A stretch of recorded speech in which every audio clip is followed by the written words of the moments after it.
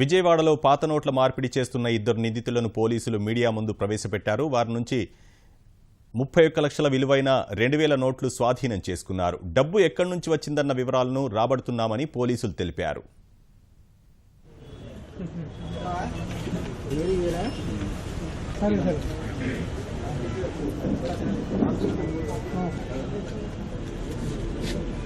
Serial అండి 300 400 serial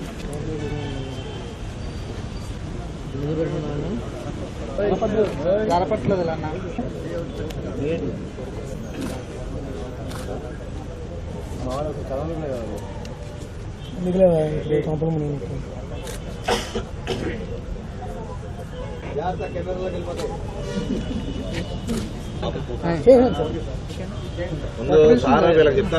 ఒక ride చేయడం జరిగింది. ఈ రైడ్లో ఈ పాత 1000 రూపీస్ నోట్స్ 500 రూపీస్ నోట్స్ ఏవైతే ఉన్నాయో వాటిని తీసుకుని న్యూ కరెన్సీ ఇస్తే పర్సంటేజ్ బేస్ మీద చేస్తామనేటువంటి ఒప్పందం మీద వాళ్ళు వచ్చున్నారు. A180 ఉన్నారు.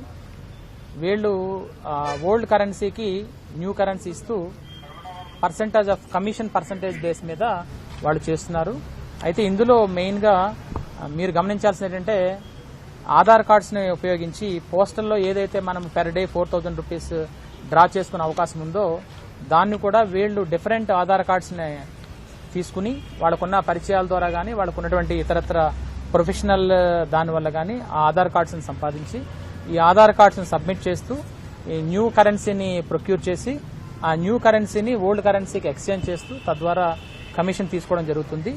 ఇది గవర్నమెంట్ తీసుకున్నటువంటి ఈ కొత్త నిర్ణయానికి తర్వాత ఎక్స్చెకర్కి కూడా లాస్ కాబట్టి దాన్ని మనం 406, 409, 420 సెక్షన్స్ ప్రకారం వేసి వీళ్ళని మనం నిన్న రైడ్ చేసి పట్టుకోవడం జరిగింది.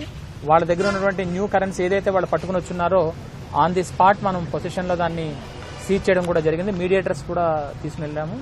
దాంట్లో వచ్చిన కరెన్సీది సుమారు 31,20,000 రూపాయలని మనం సీజ్ చేయడం జరిగింది.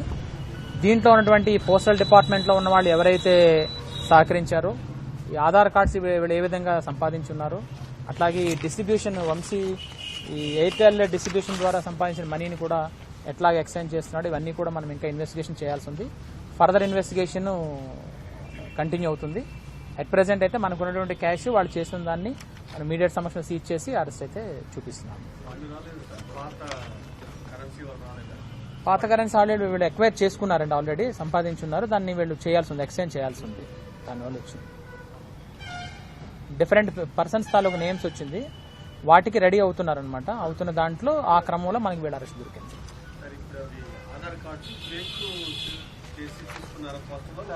అది మనం అసెస్ చేయాల్సి ఉందండి. Whether it is fake are genuine, how they procure, అంటే ఎట్లా తీసుకొచ్చారు, ఎవరు ఇచ్చారు, ఎందుకు ఇచ్చారు, ఏదైనా ఇతరత్ర పర్పస్ మీద ఇచ్చారా, లేదంటే వీళ్ళు ఏమైనా ఆధార్ కార్డ్స్ ఏమైనా చేసున్నారా, ఇవన్నీ కూడా ఇన్వెస్టిగేషన్లో మనం వెరిఫై చేయాల్సి ఉంటుంది.